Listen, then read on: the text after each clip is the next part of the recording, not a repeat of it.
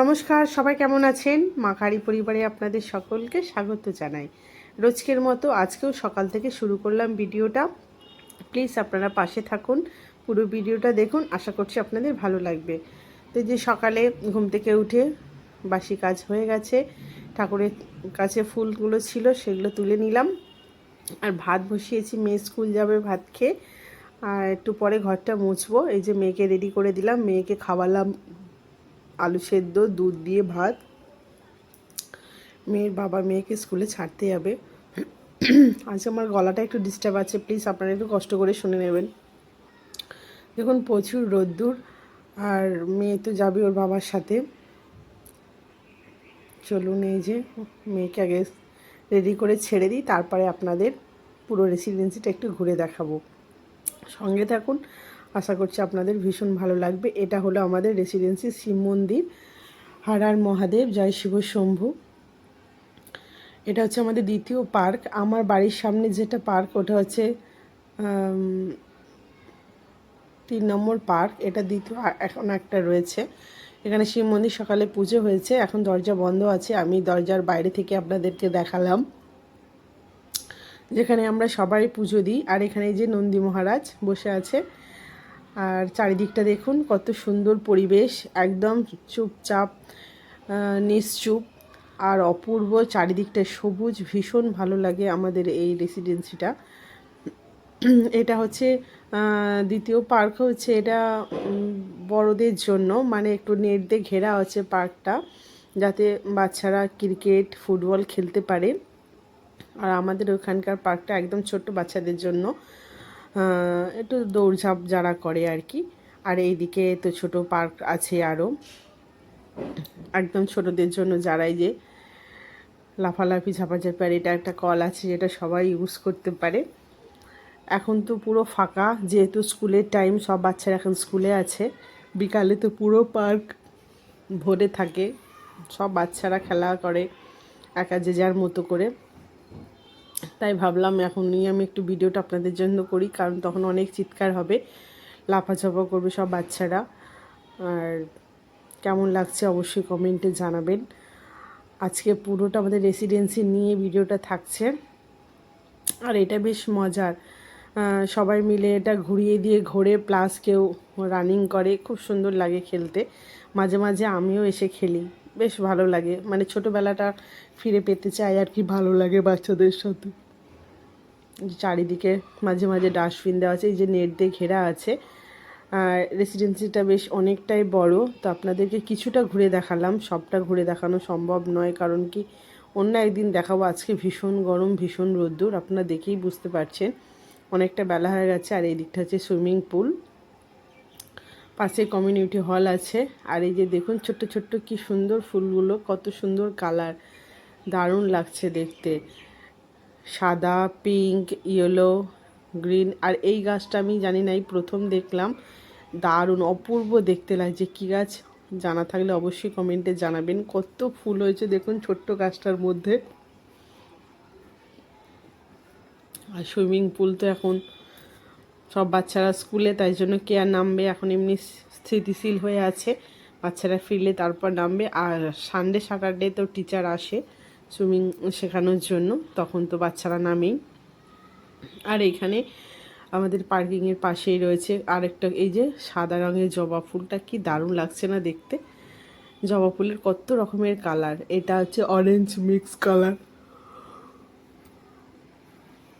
এক একটা কালার এত মিষ্টি কালার। সত্যি প্রাকৃতির কত রকমের সৌন্দর্য, ভগবানের সৃষ্টি অপরিসীম, দারুণ। এখানে কয়েকটা এরকম ফুলের গাছ বা সমস্ত কিছু একসাথে জড়ো করা আছে, মালি একসাথে সব জড়ো করে রেখেছে। আর কিছু কিছু এখন অনেক গাছ নষ্ট হয়ে গেছে, মালি সব তুলেও ফেলে দিয়েছে, আবার নতুন করে গাছ নিয়ে এসে লাগানো হচ্ছে। আজকে পার্কিংয়ে সব গাড়ি প্রায় নেই বললেই হয়, পুরোই ফাঁকা, যেহেতু রানিং ডে চলছে এখন, সব অফিসে বেরিয়ে গেছে গাড়ি। সানডে স্যাটারডে থাকলে পুরো পার্ক গাড়িতে ভর্তি থাকতো, এই পার্কিংয়ে আর কি, মানে রাস্তা যাবারও রাস্তা থাকে না এমন। আর আমার এখানে মিস্ত্রি দাদা এসেছে, এখানে হচ্ছে এই বড ব্যাংকের সেটটা লাগানো হচ্ছে। নেটওয়ার্কের তো খুব সমস্যা, তাই জন্য এখানে ওই জায়গাটা ঠিক করে রাখা হচ্ছে। আর আমি স্নান সেরে পুজো দিলাম, দিয়ে এই যে পুরো সেটটা এখন আপাতত করা হয়েছে। এখন যে কানেকশানটা হবে, যে এত তার আগে ছিল ফ্রিজের মাথার উপরে, এগুলো সব সেট আপগুলো ছিল, তো অনেকটা তার এই জড়সড় হয়ে আছে, তো সেই জন্য একটা জায়গা করা হলো। এখন অনেক দিন আগে এইটা অনলাইনে মানে অর্ডার করেছিলাম, রাখা ছিল অ্যামাজন থেকে, তো রাখা ছিল। তো এখন ওই দাদা এসে কাজটা করে দিয়ে গেল, আবার নেটের দাদা এসে তবে ওইটা সেট করবে। আর এখানে আমরা টিফিন করছি মুড়ি চানাচুর আর আলু মাখা। এই মুড়ি চানাচুর আলু মাখা কে কে খেতে পছন্দ করো অবশ্যই কমেন্টে জানাবে। আমার তো বেশ লাগে আলু সেদ্ধ কাঁচা লঙ্কা দিয়ে মাখা আর চানাচুর মুড়ি, অপূর্ব লাগে।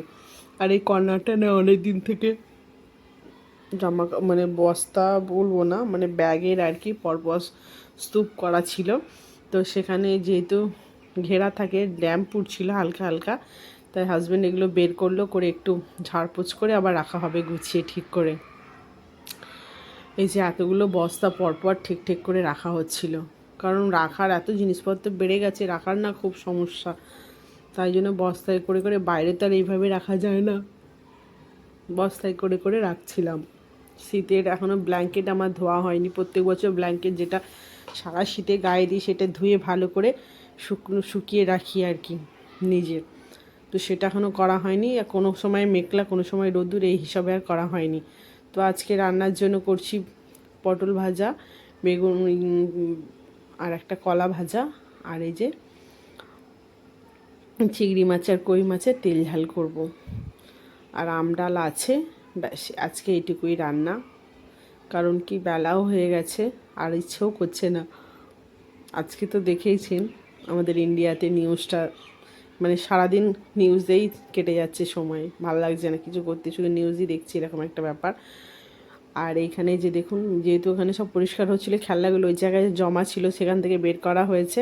মেয়ে সমস্ত খেলনাগুলোকে এইভাবে সুন্দর করে খেলছে। কত কিছু ওর জন্য যে কেনা হয়েছিল, এগুলো করোনার টাইমটায় বাড়িতে খেলবে বলে সমস্ত কিছু কেনা হয়েছিল, ওই মাঝে মাঝে খেলে আবার তুলে রাখতে হয়। এই যে চিংড়ি মাছ, কত রকমের পশু পাখি, সমস্ত রকমের সব কিছু আছে, দারুণ লাগে দেখতে এগুলো।